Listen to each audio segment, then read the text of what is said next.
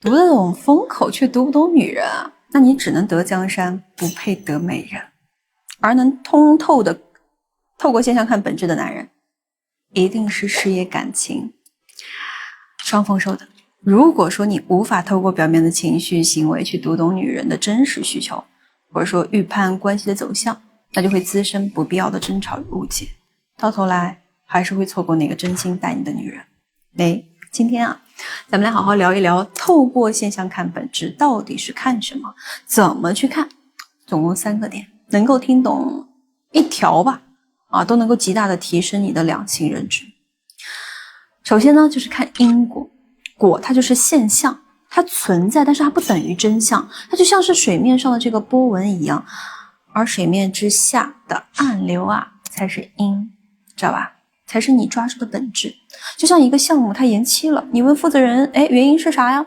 他说是客户自己没想清楚，所以需求老是变。然后你再问他，为什么客户没想清楚我们就开始做了呀？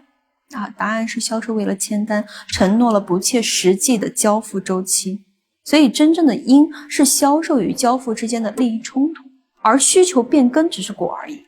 那你找到了问题的本质，解决方案呢，就不是在合同里去限制需求变更了，而是改变销售的考核机制。那这一点放在感情里面尤为重要。为什么一个女人最开始对你有好感，很主动，对不对？到后面却开始什么冷淡，开始跟你玩什么慢热。如果你只看表象，你会去猜忌，他一定是在跟我玩拉扯，在图什么呀？但是你不妨多问一下自己一嘴，是什么导致了他的拉扯和贪念呢？答案就是你在跟他相处的过程当中，你一直在单向输出价值。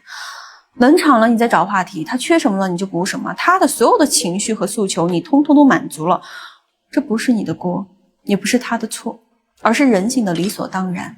轻易的得到满足，它就会让人长出傲慢和轻视。你换100个人来，结果都是一样的，这个才叫真正的因。所以说两性关系我们要学着留白。聊天呢，无需填满对话，冷场也就冷场了。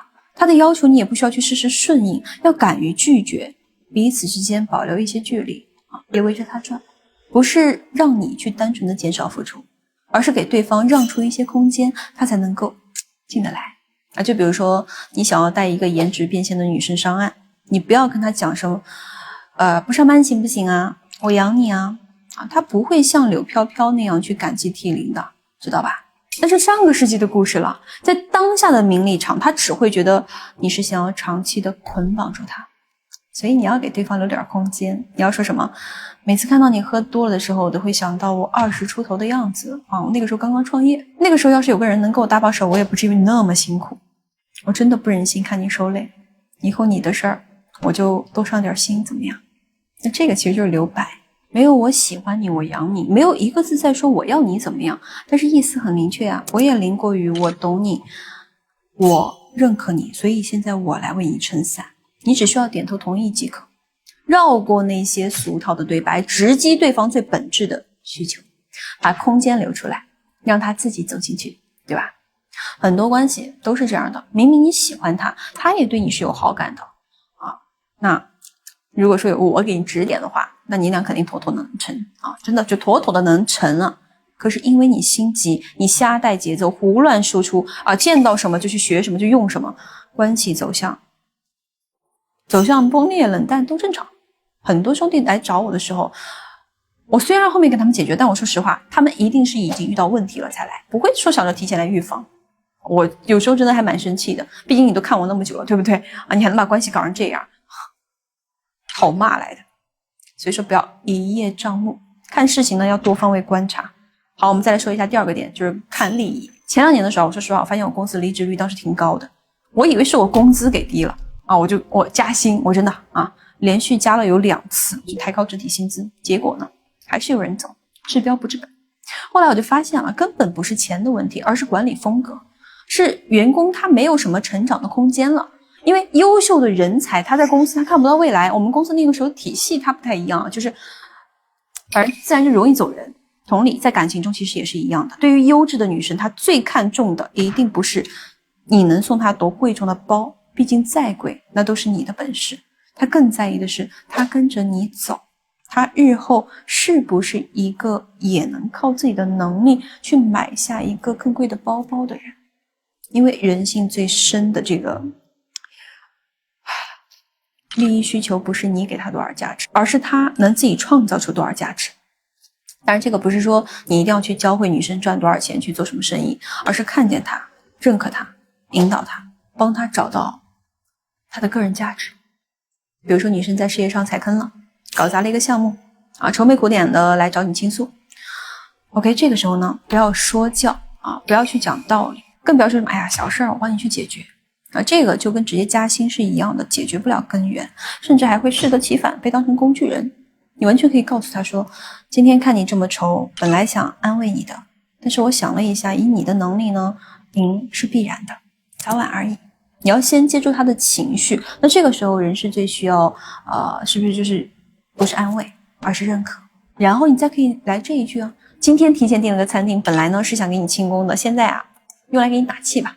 啊，一会儿咱边吃边聊啊，说说你是怎么想的。那这句话的底层逻辑是什么？我相信你，我知道你一定是有能力跨过这个坎儿的。让女生把自己的这个解决方案给她慢慢给她聊出来讲出来，哪怕幼稚也无所谓的呀，对吧？然后你再慢慢的去提你的看法跟建议，她听不听你都要尊重她，对不对？那这样就不是说教了，而是就是把她当成了对等的同伴，在一起商量对策。那你在她的眼中就不是什么创业领导人了，对吧？也不是什么创业导师了，而是一个可以托付后辈的男人啊。最后一点啊，很重要，看趋势。现象总是滞后于本质的，你摸清了规律，就能够提前预判现象的变化。比如说房地产啊，普通人看到房价涨就追涨，对不对？看到房价跌就恐慌。但如果说你能看到本质，人口结构变化，城镇进化程度，居民杠杆率，那你就能够在别人发疯，就是对吧？你能够保持冷静，在别人恐慌的时候，你能够看到机会。你不需要去预测明天涨还是跌，你只需要判断未来5年的整体方向，然后再去提前布局。咱再说回感情，好吧？普通人在关系里面呢，总是盯着当下。他今天没有搭理我，他会不会答应我明天的邀约呀？他对我是不是有好感的呀？这些其实都是现象，他是滞后的。而会看趋势的男人，他是会预判关系走向的。他清楚在关系前期，对吧？刚认识的时候需要的是什么主动，是意图，而不是需求感。那在关系的中期呢，是暧昧氛围上升啊，你需要保持自己的一个主体性跟边界感的，而不是秀价值。那在关系的后期呢，就是要确定了啊，需要的是确认共识和节奏同频，而不是着急去表白或者是疯狂的给任何的承诺。他清楚每一个阶段该做什么，那关系自然就不会跑偏，最后在一起呢，就是水到渠成的事儿。